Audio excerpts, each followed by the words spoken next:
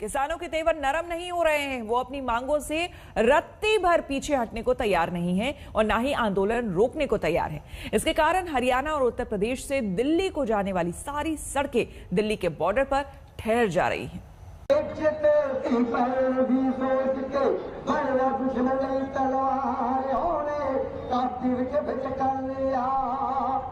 दिल्ली की सरहद पर किसानों के हक की गूंज है ये।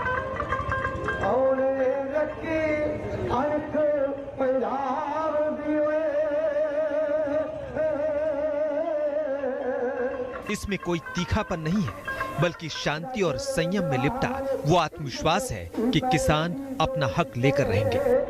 उसमें कोई हल नहीं निकला। हमारे को किसानों को समझा रहे हैं अभी जो हमने कानून पास किए हैं ये अच्छे हैं, लेकिन एक किसान आजकल जो पढ़ा लिखा है इसको मालूम है कि ये जो हमारे मौत के वारंट है, हमारा मंडीकरण टूट जाएगा, हमारा बिजली बोर्ड टूट जाएगा, ये सानू मंजूर नहीं गा।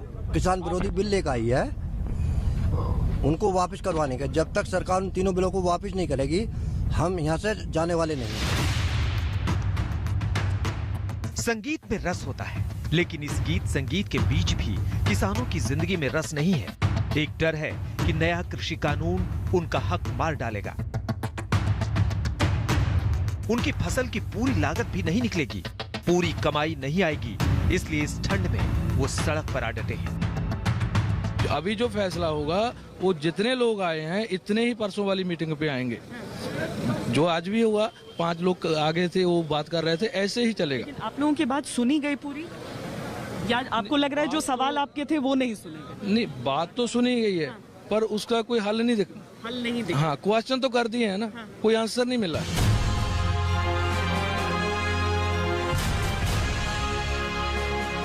किसान सरकार की ओर उम्मीदों भरी नजरों से देख रहे हैं। उनको लगता है कि सरकार उनकी जरूर सुनेगी, भले ही दिल्ली की हर सीमा पर किसानों की एंट्री रोक दी गई हो, लेकिन लोकतंत्र में उनके हक की एंट्री कौन रोकेगा? इसलिए हर सीमा उनके सवालों से सुलग रही है। सरकारें कभी बड़ी नहीं होती, लोग बड़े होते हैं। क्यों ना सरकार मानेगी? एक ना एक दिन मोदी को मानना पड़ेगा। आप देख रहे हैं जो ऑर्डिनेंस 3 लेकर आ रहा है मोदी सरकार, वो किसानों के फेवर में नहीं है जाते जा रहे, उसमें किसानों की बहुत बड़ी लूट हो रही है। ये ऑर्डिनेंस देश की अर्थव्यवस्था को भी तबाह कर देंगे और लोगों की जिंदगी भी बुरी तरह तबाह करेंगे। खपतकार पूरी तरह प्रभावित होगा। हम कहना चाहते हैं मोदी जी खुद मीटिंग लें। जितना चिर हल नहीं होगा, जहाँ से नहीं जाएंगे, जब हमारे फैसला आएगा तब जहाँ से पंजाब, हरियाणा, यूपी, बिहार जहाँ से भी आए हैं तभी वहाँ लौटेंगे। पहले हरियाणा से आने वाली सड़कें दिल्ली की सीमा पर किसानों के लिए रोक दी जाती थी। अब उत्तर प्रदेश से आने वाली सड़कें भी सीमा पर ठहर जाती हैं। बस चुनिंदा किसान ही बातचीत के लिए दिल्ली दरबार में पहुंच पाए। वैसे आप एक बार देख लीजिए कि दिल्ली आने वाली सड़कें किस सीमा पर किसानों के लिए बंद हैं।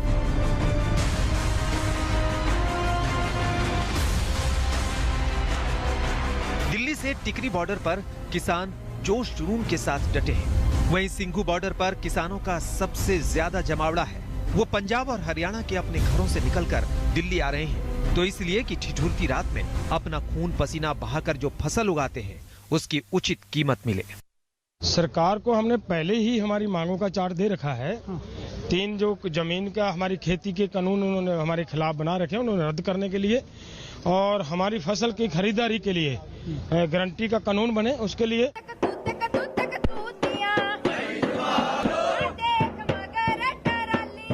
उम्र हड्डियों को कमजोर करती है, हिम्मत को नहीं। इन महिलाओं में अपनी आने वाली पीढ़ियों का मुस्तकबिल बचाने की जद्दोजहद ऐसी है कि न खुला आसमान इनके इरादे को कमजोर कर पाता है, न पुलिस प्रशासन का विरोध। बातचीत करो जो मान ले समस्या है किसानों की, जिसके लिए यहाँ आ रहे वे भी उन पर बातचीत करेंगे तो वे सहमति बनेंगे तो अपना चले जाएंगे। शौक थोड़े है किसी को यहाँ सड़क पर पड़ने का, अपने जागतों को छोड़कर अपने फसल को छोड़कर। हम शांति से बैठे रहे। जब तक सरकार वार्ता के लिए तैयार है, हमारे शांति से बैठे रहेंगे। वो तैयार हो तब हम देखेंगे। वहीं उत्तर प्रदेश से आने पर गाजीपुर बॉर्डर पर भी किसानों का जमावड़ा अपने हक की आवाज बुलंद कर रहा है। उन किसानों को भीम आर्मी के नेता चंद्रशेखर का भी समर्थन मिला और बिहार के नेता पप्पू यादव का भी। आंदोलन को पूर्ण समर्थन करता और मैं नहीं कर रहा हूँ, ये मेरे समाज की आवाज है। उन्होंने मुझे कहा जाओ, और अगर आपका कत्ल भी हो जाए, आपकी जान भी चली जाए, जैसे कई किसानों को चली गई, तो जाने दो। अगर आज आप अन्याय होता देखोगे तो ये गुलामी है, समझ रहे हैं? अन्याय करने वाले से अन्याय सहने वाला ज्यादा दोषी होता है, और वो भी दोषी होता है जो अपने अधिकारों खत्म होते देख रहा है। किसानों के अधिकार खत्म हो रहे हैं, इसलिए हम सड़क पे हैं। इस कानून के खिलाफ बिहार में बहुत पहले लड़ाई हम लोगों ने लड़ चुके हैं, लड़ाई चालू है, बीजेपी के साथ लड़ाई हो चुकी है। यूपी से आने वाले किसान मंगलवार की सुबह थोड़ा उग्र भी हुए, बैरिकेडिंग तक तोड़ने की कोशिश की, लेकिन पुलिस के समझाने से शांत हो गए। वैसे तो भारत सरकार के मंत्रियों के साथ बातचीत में पंजाब और हरियाणा के किसानों के प्रतिनिधि शामिल हुए, लेकिन बातचीत के बावजूद वो बॉर्डर पर अपने हक और हित को लेकर डटे हुए हैं। तनुश्री पांडे के साथ अशोक सिंघल, दिल्ली आज तक। हम रुकेंगे छोटे से ब्रेक के लिए, बने रहे हमारे साथ, देखते रहिए आज तक। नमस्कार, मैं हूं अंजना ओम कश्यप। हमें उम्मीद है ये वीडियो आपको पसंद आया होगा। लेटेस्ट खबरों के लिए यूं ही देखते रहिए आज तक, और इस वीडियो के पसंद आने पर लाइक, शेयर एंड सब्सक्राइब करना ना भूलें।